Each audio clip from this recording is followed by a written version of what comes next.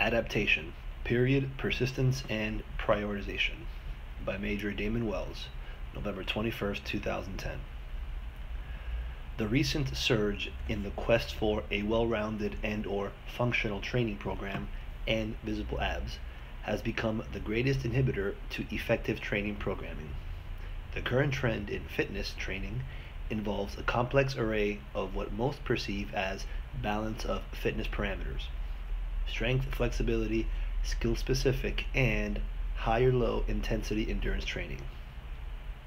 Becoming proficient in many skills or modalities is an attractive proposition and has become the fashionable gold standard for flashy, trendy workouts. Often, these techniques are applied haphazardly or in a method that emphasizes variety over consistency and progress. Terms like muscle confusion and broad time and modal domains are common, and many will tell you that these are sound exercise principles. In fact, they are useless techniques that are the opposite of progress and are often gimmicks promoted by greedy entrepreneurs. These training methods can even be used to hide the fact that paying clients are making zero improvements following the routine. If you are always doing something different, how can you know if you are improving? In reality, most of the new fads like CrossFit, P90X, Insanity, etc. are simply glorified and well-marketed versions of circuit training. Circuit training is the sequential performance of exercises with little to no rest between sets. This type of training has been around since the 1950s and certainly isn't original to any of the programs that are cleverly marketing it today. To the layman, this is seen as a quick way to get multiple training methods into one workout and thus introduce variety. Typically, a sequence of moderately difficult exercises is chosen at random and strung together to form a circuit. The workout seems hard because at some point your performance is going to suffer due to fatigue. This in itself does not compromise a legitimate method of training. Hard does not equal good. This type of training, while not completely useless, usually boils down to some form of flopping around for 10 to 30 minutes. There's no magic in this. There are also compromises that must be made if one attempts to integrate strength, conditioning, and endurance into the same circuit. Unfortunately, circuit training or not, if one tries to conduct strength and endurance training in the same program, neither will be realized to their optimum potential. This has been shown in numerous studies. Attempts to combine strength and endurance training can currently lead to diminished or zero gains in both. Thus, the training is ineffective. Although these methods do increase a calorie burning state for the first month or two, they are not designed for longevity and long-term progress. See the novice effect. They inhibit it. The combination of modalities and the trend towards variety leads to a weaker workout program. The muscle confusion theory leads to a paradox: training that leads to no significant muscular adaptation. The body can only adapt sufficiently to chronic stressors, which are stressors that are applied with enough intensity and regularity to cause a change in the physiology or architecture of the body necessary to the adaptation. If you frequently change the nature of these stressors, your physiology can only adapt to those aspects which are consistent between workouts. The cardiopulmonary system may respond and adapt to every circuit training session you conduct, but if the exercises are not consistent, your muscles will not adapt. There may be some latent, insignificant adaptation to the muscular stress applied to the lower body, but not to the level required for improvement. If, for example, you choose a different lower body exercise for each session, your body will only accommodate strength into those parameters which are consistent from workout to workout. To the untrained eye, a variety of exercises may seem like a good idea, but in reality, it limits strength because the body's inherent motor learning capacity is attenuated. The bottom line is this: training the same exercises regularly allows the body to adapt and thus grow stronger, while training a large variety of exercises equates to doing the same workouts with little to no adaptation. This is the paradox of muscle confusion training. Another part of the problem is the mainstream's failure to acknowledge that different modalities stress the body in wholly different ways. These issues stem from the general public's lack of knowledge about the application of effective training techniques and principles in each domain. For example, the majority of people in the gym are working under the assumption that they must train a certain number of body parts or muscle groups per day, usually until that body part is incapable of functioning properly. Their schedule most likely involves working this body part on a regular schedule every 4 to 7 days, regardless of training background. It is fully feasible to this person that the workout they pulled from Men's Health magazine because it looked rather cutting edge and seems moderately challenging is good for them. Most people, including trainers and coaches, have steadfastly held to the simplistic notion that every muscle requires 48 to 72 hours to recover from a workout, any workout. Many people believe that every training session requires a specific recovery period regardless of the level of experience or type of training. The idea that a training session should stress a system just enough to require an appropriate adaptation, and just enough so that training can be resumed as soon as possible, is foreign.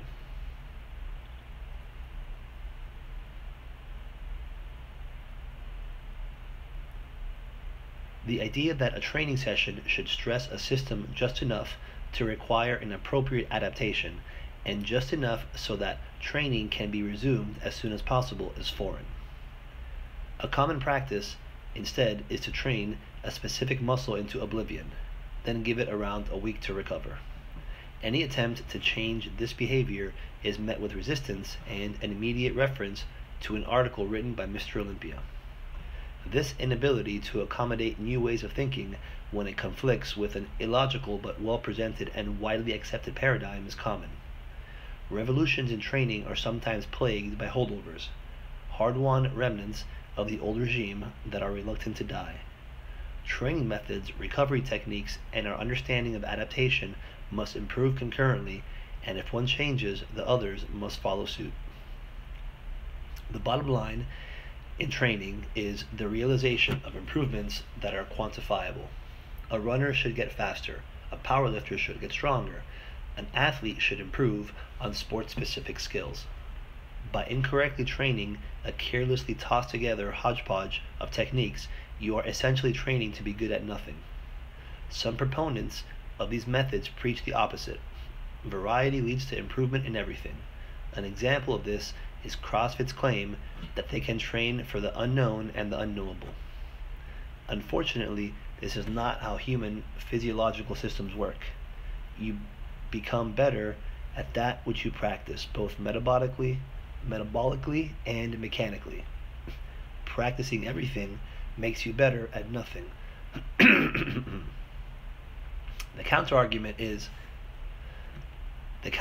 that is frequently espoused is that most people have no need to be good at one modality, and this singular focus weakens one's abilities across the spectrum of other modalities.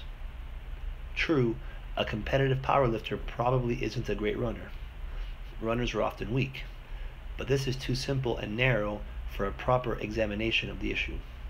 If overall health and fitness are the desired goals, is there a way to maximize performance in different modalities other than using circuits or other faddish techniques? If one desires no other benefit from training than to get healthy, whatever that is, should they even care about quantifiable results? The answer to this question is simple. Training requires that you induce stress onto your physiological systems. The stress should be appropriate enough to induce a period of shock or alarm followed by recovery. Over time, these properly applied periods of alternating shock and recovery should result in progressive increases in the amount of stress applied. If one particular area is of interest, then this area must be prioritized over less important areas. Would you try to learn 5 languages by going to a different class each day? Or focus on one until you have some mastery, then move on to the next? One cannot excel by matching together every technique known to man and calling the program well-rounded. The results are telling. Most people on these programs make negligible strength increase and are only capable in the cardiorespiratory realm for the length of time prescribed by the workouts. Even worse, folks that follow these routines often induce higher levels of soreness, cortisol secretion, and systemic inflammation, the result of exercises performed at high reps and with poor mechanics, leading to a host of unnecessary problems. The glaring absence of progress has already led some gyms to add strength and endurance alternatives. The way to get the most out of every realm is by maximizing the process of adaptation. Period, persistence, and prioritization. Period of adaptation. The period of adaptation when discussing exercise is the length of time it takes the body to become accustomed to a new stressor, at the end of which, under ideal conditions, the body will be somehow better adapted to deal with the stressor. Taking advantage of this period is essential to maximizing performance. Related concepts such as regularity and progression have roots in this principle. This can be further broken down into acute and chronic adaptation. In a strength program, the period of acute adaptation is the period of shock or alarm that accompanies each training session. This stress sends signals to various physiological systems in the body that something is wrong or out of the ordinary, i.e., the muscles have been subjected to greater than normal requirements. Once the stressor has been removed, the end of the training session, the body immediately begins a process of repair and adaptation. Ideally, if you've done everything correctly, the result is a fully repaired muscle system and its associated components, as well as a slight over-adaptation or supercompensation that better prepares the body for the next bout of stress. Chronic adaptation occurs over time. Each interval of stress allows the body to recover and supercompensate. Chronic adaptation is the accumulation of these compensations. The chronic adaptation period is different for each individual and can be represented graphically as a curve that approaches a limit. As the line representing your adaptation closes in on the limit of your genetic potential, the slope is reduced, indicating that your adaptation from each bout is reduced and your chronic adaptation is thus slowed. Once the body has reached a certain level of training, the gains come slower. This is generally the difference between a novice, intermediate, and advanced trainee. To train for maximum potential, one would need to change training techniques by adding recovery time and other exercises. It is of value to note that many people can get to that portion of the slope with very simple training routines. Persistence of adaptation. The persistence of adaptation is the length of time that an acquired adaptation will remain at a certain percentage of maximum or that which was previously attained in the absence of the specific stressor. In the absence of appropriate stress, the adaptation will gradually return to pre-stress levels. This is known as detraining or training decay. Certain adaptations last longer than others. Strength is very persistent, showing only slight decreases over a period of weeks. Cardiorespiratory adaptations are not. Gains from cardiorespiratory training are significantly reduced at the end of 4 weeks. The reasons are rooted in the fact that our bodies strive to a state of equilibrium, known as homeostasis. Thus, adaptations that are not useful are discarded. Big muscles use up energy and are heavy to carry around if not needed. Excess mitochondria and a higher red blood cell count serve no purpose in a sedentary individual. These adaptations persist for different lengths of time. Since strength training requires the structural adaptation of tissue, bone, muscle, ligaments, tendons, etc., and the development of motor units, the natural process of returning those structures to pre-training levels is long. Some of these adaptations are relatively permanent. Experienced lifters can take years off from training and return to near previous levels quickly. Cardiorespiratory training, on the other hand, involves improvements in oxygen carrying capacity.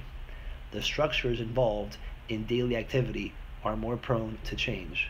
They are more invested in returning to normal. It seems logical then that these two training modalities should be programmed differently. Unfortunately, in many programs, they are treated as equals, requiring the same amount of time to recover as for persistence. Prioritization of training. Now let's get to the root of the issue. In my experience, strength training is more useful for humans over the long haul. The goal of training in general should be to develop a robust, injury-resistant body that is harder to break. Strength training accomplishes this goal. As useful as it may be, cardiorespiratory training does not. But in some occupations, it is required, the military in particular. Therefore, it makes some sense to design programs that can incorporate both strength and cardio for optimum conditioning.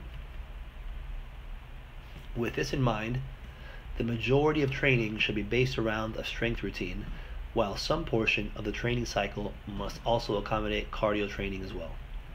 Since very little research has been done in this specific area, the information henceforth is based on my personal experience in the military with soldiers, peers, and cadets.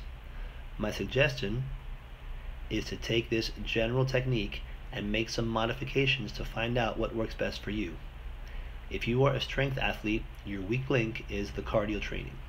Find out how long it takes you with dedicated training to reach your cardio goals. It will be somewhere between 2 to 4 weeks. If it takes longer than that, you are either woefully out of shape or your training program is inadequate. Let's use the Army scenario as an example. The Army requires that soldiers pass the Army physical fitness test twice a year. Generally, this will happen at around 6-month intervals. Let's break each 6-month interval into 2 3-month cycles. A useful routine might be to train exclusively on strength for 10 weeks, then switch to a high-intensity cardio for 2 weeks, which permits 2 full cycles between sets. This allows one to reach a decent level of strength and then achieve a moderate level of conditioning for the APFT. From personal experience, I can tell you that after 12 weeks of strength training followed by 4 weeks of cardio, 2 things were glaringly obvious. First, I achieved a great amount of strength. Raw squatted 590, deadlifted 625. Second, my run time on the APFT, 2 miles, was about the same as it always is. Normally, I train for 8 weeks to prepare for the APFT. I cut the cardio in half and achieved the same goal. Here's the best part. After the 30-day layoff from strength training, it took only 2 weeks to get back to 95% of my previous strength. That specific routine may be found in Major Ryan Long's article, Why Does the Army Want Me Weak? What about the other service members that are required to conduct morning physical training for 4 or 5 times a week, yet still want to engage in a starting strength protocol? This question comes up quite frequently. The biggest problem caused by combining a novice program with intense conditioning work is the interference with normal recovery. The additional training sessions induce a much slower level of systemic recovery ability than the standard novice program. The net result is that the novice gains are attenuated, and it is more challenging to make progressive increases if you stick to the letter of the program. There are viable alternatives, however. In the interest of simplicity, just 2 examples are presented here. For those tactical athletes that are trying to implement the novice program, a priority must be placed on recovery and regularity.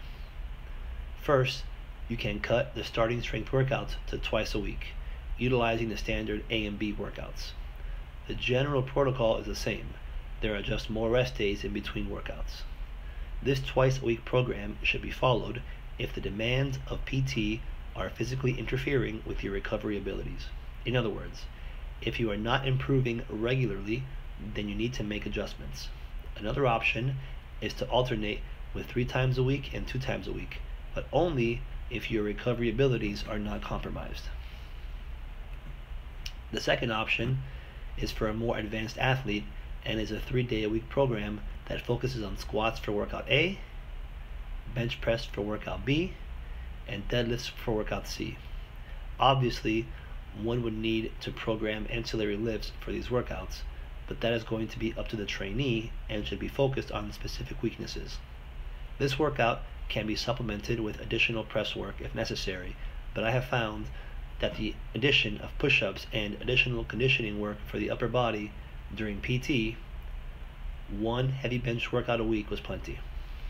Also, it is beneficial to program progressively heavier weekly workouts for 3 to 4 weeks, and then reduce the weight by half for 1 week's lifts. Again, there are many ways to tackle the problem of morning PT and strength development. These are a couple that I have found useful. So what is the lesson here? The point is this: strength gains are persistent and cardio improvements come and go quickly. Does that mean that cardio training should take priority in order to maintain a higher level of fitness? No. Gains from cardio training are not necessarily very useful. It is far better to accept some residual cardio training from a strength routine and whatever cardio is forced upon you during your daily activities, and no more. If you can achieve the requisite level of cardio fitness from less work, why would you do more?